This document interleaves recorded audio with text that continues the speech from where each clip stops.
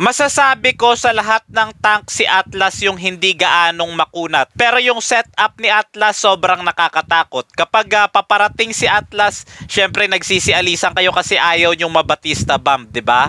So ituturo ko sa inyo kung paano gamitin si Atlas.